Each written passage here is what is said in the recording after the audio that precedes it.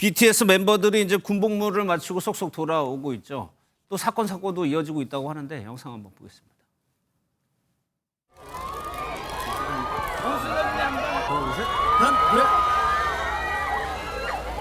저희랑 같이 이제 생활하신다고 너무 고생 많으셨고 또 잘 챙겨주셔서 너무 감사했다고 말씀드리고 싶습니다. 군대라는 곳이 뭐 만만하게 보고 들어온 적도 없지만 굉장히 힘들고 쉽지 않은 곳이었지만 같이 고생하고 다 너무 감사드리고 팬분들도 오늘 되게 많이 와주셨는데 진심으로 감사드립니다.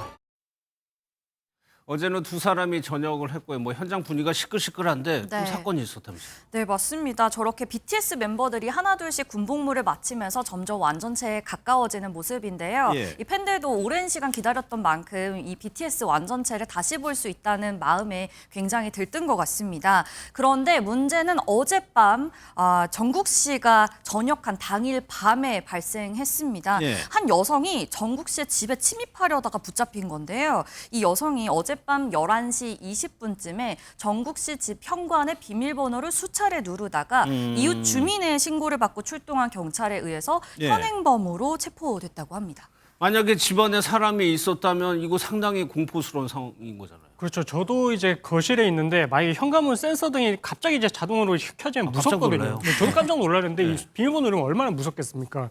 그래서 이제 주거 침입죄를 우리가 의유로 할 때에도 우리가 문고리를 이렇게 이제 잡아당긴다든지 아니면 비밀번호를 누르는 것도 주거 침입의 실행에 착수가 있다라고 보고 있거든요. 그러니까 그만큼 이제 범죄되는 행위로 나아가는 것이 맞고 그래서 상대방의 불안감을 유발하는 그런 행동도 맞는 것 같습니다. 예, 근데 추방될 수 있다라는 말이 나오는 거 보면 네. 외국 사람이에요? 네, 맞습니다. 지금 검거된 여성 같은 경우에는 30대 중국인으로 밝혀졌는데요. 예. 이 여성은 전역한 정국 씨를 보러 중국에서 한국으로 왔다라고 진술을 한 것으로 알려졌고요. 일단 경찰이 구체적인 사건 경위를 조사 중이지만 현재까지는 주거 침입 미수 혐의로 조사를 받고 있다고 합니다. 주거 침입 미수. 그럼 네. 손 변호사님 여기에 뭐 혹시 뭐 스토킹 혐의나 이런 것들이 더 추가될 가능성도 있어 보입니까? 스토킹 의사에 반해서 반복적 계속적으로 이제 접근해야지만 처벌할 수 있는 범죄인 만큼 만약에 이번뿐만 아니라 지속적으로 찾아오거나 지속적으로 주변을 머물거나 하는 행위들이 있었다고 한다면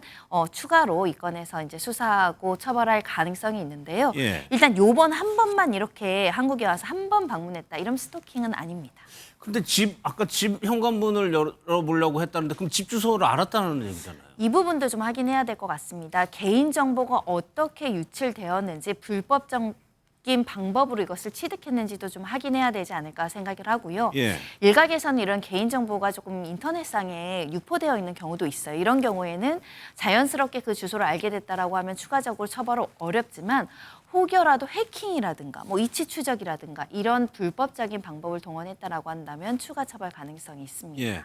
BTS가 워낙 세계적인 그룹이어서 그럴까요? 근데 보니까 이런 적이 한두 번이 아니에요. 네, 한두 번이 아니고 굉장히 지속적으로 좀 스트레스를 받는 일인 것 같습니다. 지난 2년 전에도 정국 씨가 한 차례 이 집으로 배달 음식 보내지 마라. 어차피 보내줘도 안 먹는다라면서 집 주소를 알아내서 음식을 보내주는 팬들을 향해서 경고를 날린 적이 있는데요. 그러네. 음식을 보내려면 주소를 알아야 되니까. 네. 예. 이 당시에도 정국 씨는 영수증 주문 번호를 조회해서 이 조치를 취하겠다면 꽤나 강하게 경고를 했었고요.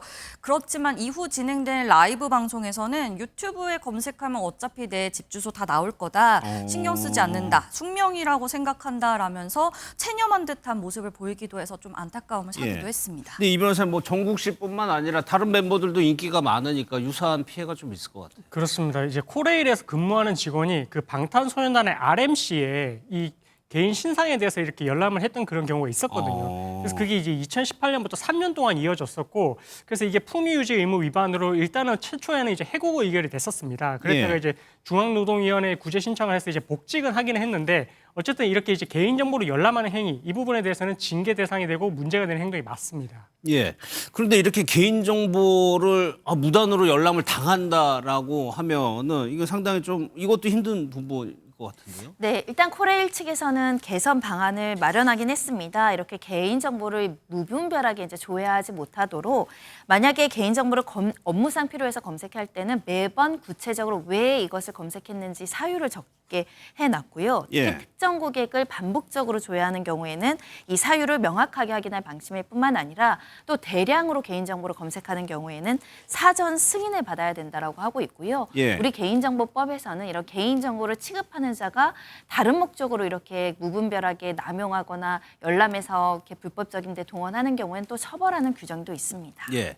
사실 BTS뿐만 아니라 어느 정도 유명한 아이돌 뭐 이런 그룹들은 이런 일들이 좀 많이 있었더라고요. 네, 비일비재한 일인 것 같습니다. 그 2PM의 멤버이죠. 가수 겸 배우 이준호 씨 같은 경우에는 2PM 히트곡 중에 그런 노래가 있지 않습니까? 우리 집으로 예, 가자 예. 이런 노래가 있는데요.